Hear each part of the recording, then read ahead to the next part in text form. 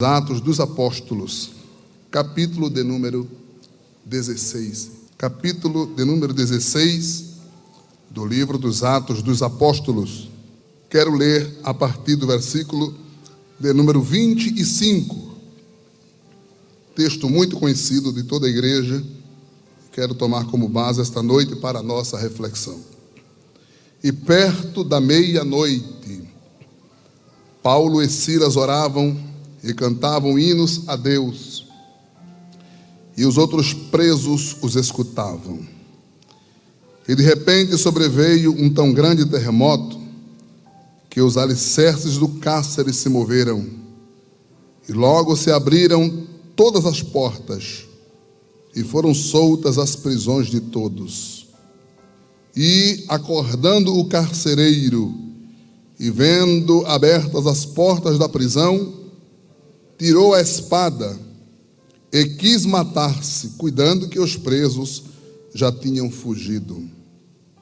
Mas Paulo clamou com grande voz, dizendo: não te faças nenhum mal, que todos aqui estamos. E, pedindo luz, saltou dentro, e todo trêmulo se prostrou ante Paulo e Silas. E tirando-os para fora, disse: senhores, que é necessário que eu faça para me salvar? E eles disseram: crê no Senhor Jesus Cristo, e serás salvo, tu e a tua casa. E lhe pregavam a palavra do Senhor e a todos os que estavam em sua casa. E, tomando-os ele consigo naquela mesma hora da noite, lavou-lhe os vergões, e logo foi batizado, ele e todos os seus, e levando-os à sua casa, lhes pôs à mesa, e na sua crença em Deus, alegrou-se com toda a sua casa. Quem pode dizer amém? Meus irmãos, é um episódio muito conhecido. Paulo estava pregando em uma cidade de Filipos, quando se deparou com uma mulher que era possessa por demônios e servia a alguns homens com as suas adivinhações. Era uma, na época, conhecida como uma pitonisa, uma adivinhadora. Paulo, quando chegou naquela cidade, ele se reunia num lugar de adoração, de oração, aliás, com alguns poucos irmãos que ali estavam, que ali residiam. E todos os dias, no trajeto do local de oração, aquela mulher ia gritando atrás deles: esses homens são homens de Deus e vieram nos trazer o evangelho de salvação. Apesar das palavras serem elogiosas, Paulo entendeu pelo Espírito Santo que não eram verdadeiras, que não eram sinceras, eram manipuladas pela influência, pela possessão demoníaca que aquela mulher sofria. E depois de muitos dias incomodado com aquela situação, com as cenas que se sucediam, ele expulsou em nome de Jesus os demônios que estavam naquela mulher.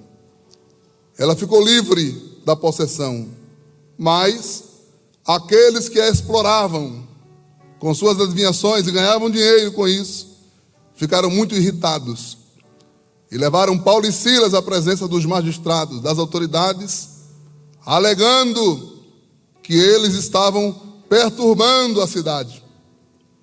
E eles eram contrários à cultura e aos costumes dos cidadãos daquela cidade. Situação bem parecida com a que vivemos nos dias de hoje. E, sem nenhuma fundamentação, aqueles homens foram presos. E, além de presos, eles foram açoitados, mas açoitados mesmo. Eles apanharam muito, porque estavam pregando o evangelho de nosso Senhor e fazendo o bem, como havia feito para aquela mulher. E depois de surrados, espancados e açoitados, eles foram levados à prisão e foram colocados no cárcere interior, colocado num cepo, num tronco, amarrados, surrados, feridos, mas convictos de que estavam fazendo a vontade de Deus, resolutos e submissos a Deus, mesmo na prisão, eles continuaram cantando para o Senhor. Coisa linda este episódio. E a Bíblia diz que perto da meia-noite, um dia, Paulo e Silas decidiram cantar. O hino não sei. No céu nós consultamos eles e perguntamos qual foi o hino que eles cantaram. O que sabemos é que os céus gostaram do hino que foi entoado. E enquanto eles cantavam e os presos escutavam, Deus resolveu balançar a terra ali perto do cárcere. E balançou de forma tão dirigida que as prisões deles caíram, as cadeias, as portas se abriram. Que terremoto tão bem programado! Abriu as portas da prisão e também as cadeias que os prendiam foram soltas. E o carcereiro que estava dormindo, e quem já foi militar como eu sabe que às vezes à noite o sono realmente incomoda, e já era perto da meia-noite, o plantão estava tranquilo, não estava nada acontecendo, só tinham 2 homens cantando. Que mal há em 2 homens cantando? Só que os céus responderam o louvor. E balançou o cárcere, e quando o carcereiro acordou, ele percebeu que as portas estavam abertas. E ele entrou em desespero, porque ele era responsável pela vida daqueles homens. E se aqueles homens fugissem, ele seria condenado. Ele pagaria com a própria vida. Ele seria responsabilizado. E quando ele olhou que as portas estavam abertas, a dedução foi muito lógica. Os presos foram embora. Quem ficaria? Quem ficaria aqui de forma tão educada, não é? Tão tranquila, tão submissa, se as portas da prisão de forma milagrosa abrem à noite e tem um grupo de presos querendo sair? Isso é lógico. Ele imaginou, fugiram todos.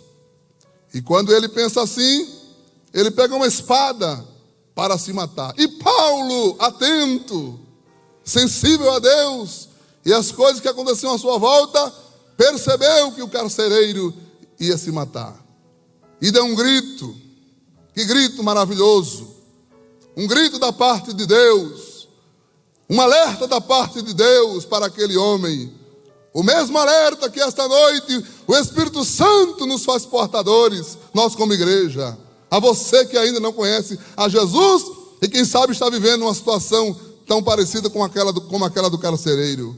Qual foi o grito? Paulo disse: não te faças mal, não faça isto, não te mates, todos nós estamos aqui, ninguém fugiu.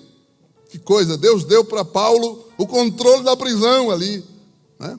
Deus deu para Paulo o controle da situação. Deus é maravilhoso, levante sua mão e dê glória a Jesus por isto. Jesus é maravilhoso, Ele sabe agir em cada situação. E quando aquele homem percebe que é verdade que os presos não haviam fugido, ele faz uma pergunta a Paulo e a Silas. Ele pede luz, estava tudo escuro, e ele pediu luz para ver se realmente estava acontecendo o que foi dito por Paulo.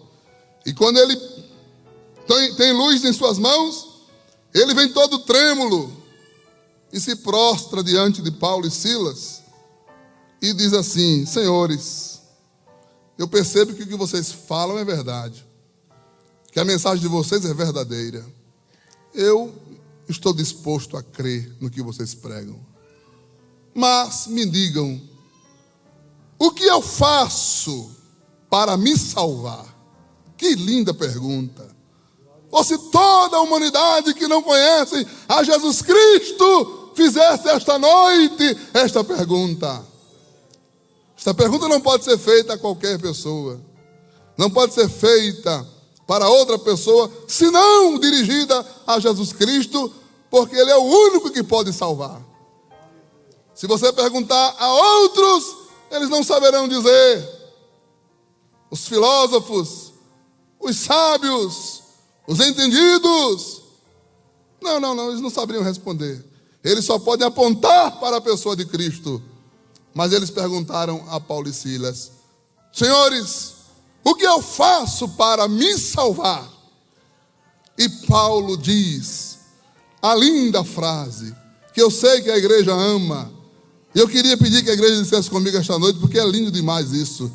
Diga comigo: crê no Senhor Jesus Cristo e serás salvo, tu e a tua casa.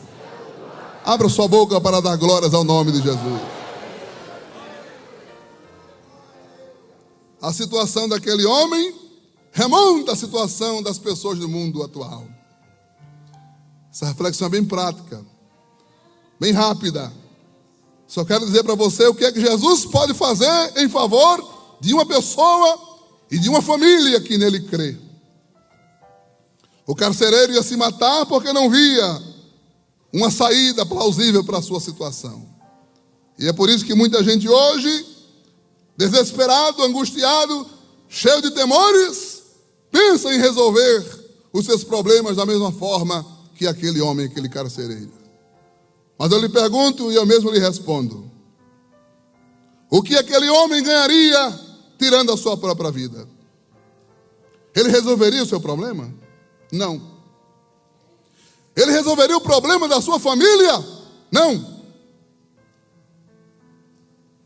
Aquele homem nada ganharia, ele perderia a sua vida, ele destruiria a sua família, que passaria por uma tragédia, e ele teria, por fim, a condenação eterna por ter tirado a sua própria vida, que é exclusivo de Deus o dar a vida e o tirar a vida, e nenhum homem pode fazê-lo, só Deus pode fazer. Agora ele pode, porque ele disse ao povo de Israel: eu firo, eu saro, eu tiro a vida e eu dou a vida, porque a vida é minha. Ele pode, ninguém mais pode.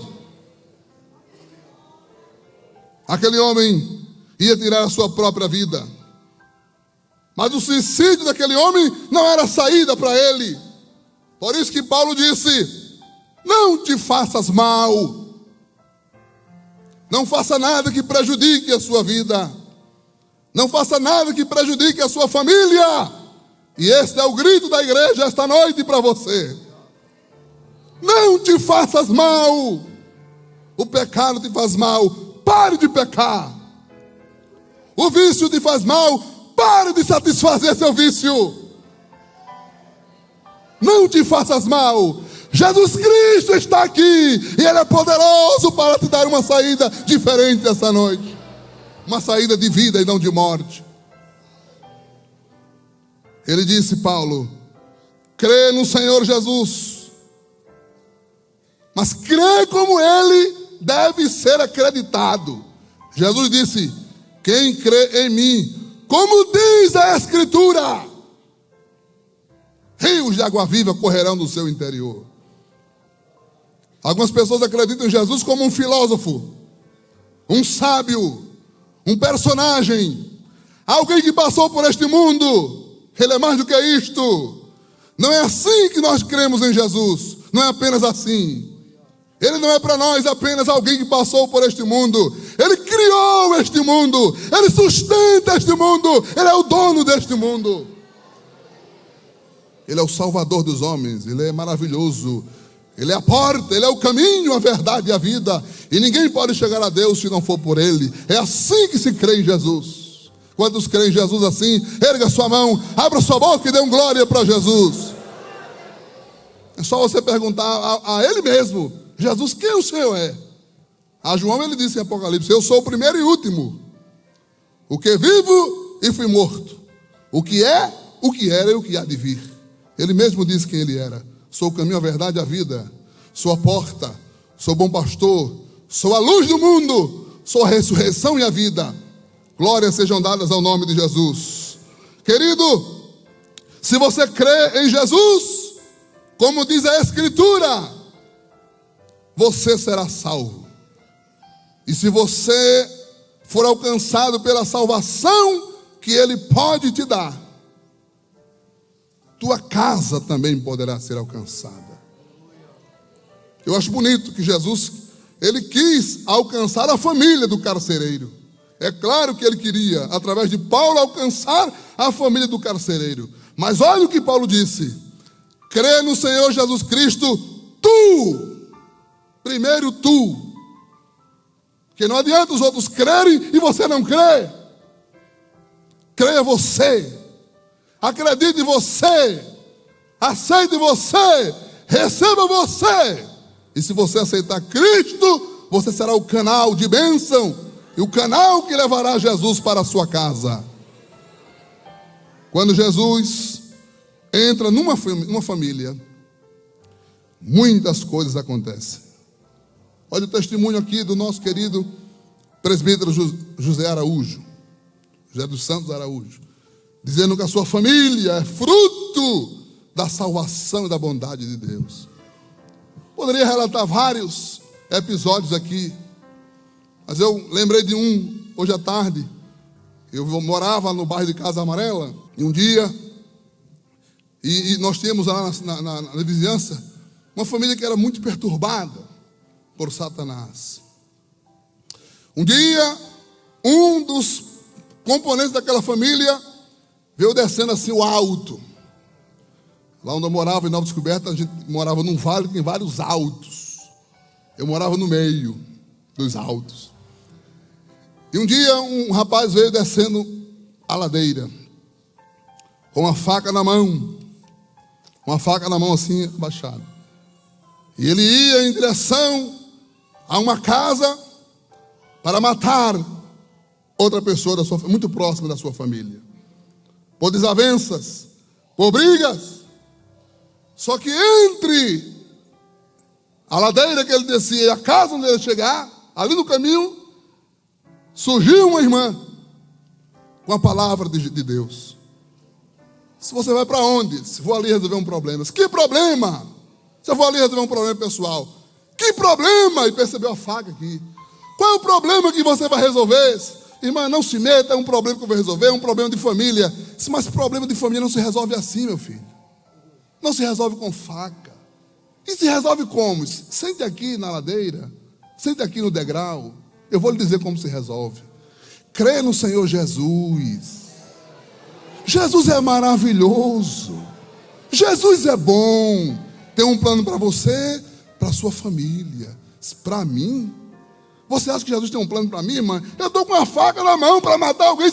É por isso que eu estou lhe dizendo. Se Jesus não tivesse um plano, você ia passar direto aqui, mas ele me colocou aqui como freio, como um alerta, para dizer para você que não faça, como disse Paulo, não te faças mal. Jesus tem uma saída melhor para a sua vida. O homem que ia descer para matar, desceu para pedir perdão. E a família se encontrou com Jesus, e toda a família hoje serve ao Senhor com alegria. Você pode levantar a sua mão para dar glória a Jesus. Eu vou lhe dizer 3 coisas para terminar.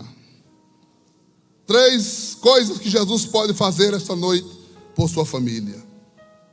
A primeira, repreender a ação destruidora de Satanás. Vou repetir para a igreja dar glória confirmando. Repreender as ações destruidoras de Satanás. O gadareno vivia longe de casa, endemoniado, encontrou com Jesus, Jesus expulsou os demônios e ele voltou para sua casa em perfeito juízo e teve restaurado a sua família. Lembra do menino epilético que vivia caindo? Jesus repreendeu e houve paz naquela família. Lembra da mulher cananeia que deixou a sua filha em casa e disse: Jesus, deixei a minha filha em casa. E Satanás está lá fazendo companhia para ela. E ela está sendo vencida por ele. Ela está sucumbindo. Ele está lá matando a minha filha. Mas eu vim pedir socorro ao Senhor.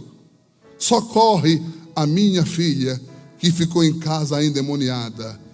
Jesus disse assim: vou expulsar agora.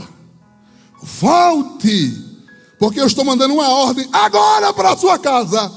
E quando você chegar lá, sua filha vai estar e Satanás não vai estar. Ela vai estar perfeita, porque eu estou agora emitindo uma ordem a favor da tua casa. Você crê que esta noite Jesus emite uma ordem a favor da sua família? Erga sua mão de glória para Jesus. Se você crê em Jesus, toda ação do diabo será desfeita. Levante a sua mão comigo, por favor. Levante a sua mão. Eu quero ser profeta de Deus para você achar. Levante a sua mão. Eu quero dizer em nome de Jesus, na autoridade da palavra de Deus, que toda ação, que toda fúria, que toda seta do inimigo contra a tua casa agora está sendo repreendida na autoridade do nome de Jesus. Se você crê em Jesus, pastor Edson leu aqui o Salmo 91, né? Lindo salmo. Eu lembrei também de Isaías 54, 17. Toda ferramenta preparada contra ti não prosperará. Aquilo é uma promessa para Israel e alcança a igreja. Então, se você se inserir no grupo daqueles que servem a Jesus, se você se inserir no grupo daqueles que adoram a Deus, essa promessa ele alcança. Toda ferramenta, todo utensílio, toda arma preparada, é forjada, moldada. Você sabia que Satanás tem armas que ele forja somente para você?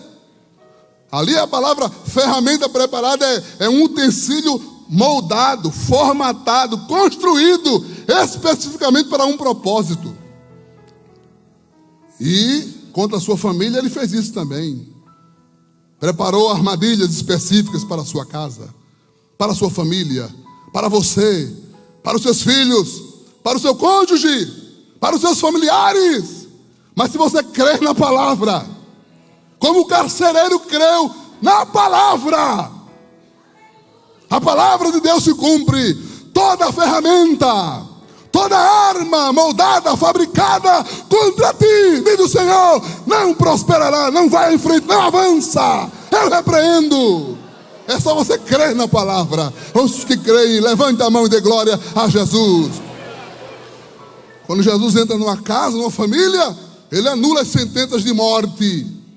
Eu não estou dizendo com isso que quem aceita Jesus não morre. Não estou dizendo isso. Eu estou dizendo que quem aceita Cristo morre no tempo, morre no dia. O pastor Luiz Mário, esses dias, foi fazer o velório com o pastor Samuel do irmão Antônio, né? O avô do nosso missionário Sóstenes. Irmãos, que coisa linda, que coisa maravilhosa. Você chegou no ambiente, era um ambiente de velório, de tristeza, mas havia uma graça, um equilíbrio, uma paz. O Espírito Santo comunicando a todos, dizendo: chegou o tempo, chegou a hora. E quando chega a hora do crente ir, ele vai mesmo. Os anjos de Deus descem, como diz a palavra, pegam ele e levam para o celeiro. Quem crê, diga glória a Jesus. Esperar o toque da trombeta. Não estou falando que a gente não morre. Meu avô morreu. Meu querido avô morreu em 10 de fevereiro de 84. E eu estou esperando o arrebatamento para vê-lo de novo. E vou vê-lo. Amém, meus irmãos? Eu estou dizendo que Jesus anula as sentenças de morte de Satanás. Que Jesus faz isso mesmo. Ele anula, ele muda os decretos, ele muda as sentenças de morte de Satanás. Jesus, se você crê nele esta noite, ele cancela, ele anula a morte, a falência da tua família em qualquer área. Conjugal, financeira, moral, emocional. Se você crê esta noite em Jesus, ele ressuscita a tua família. Aleluia. E por fim, quando Jesus entra numa família, ele livra da condenação eterna. O carcereiro ia para o inferno se ele levasse à frente o seu projeto de suicídio.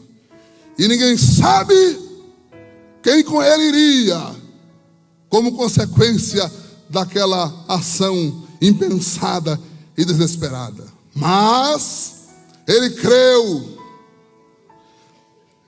na palavra, levou os missionários para sua casa, reuniu a família e disse: vamos ouvir o que esses homens têm a dizer.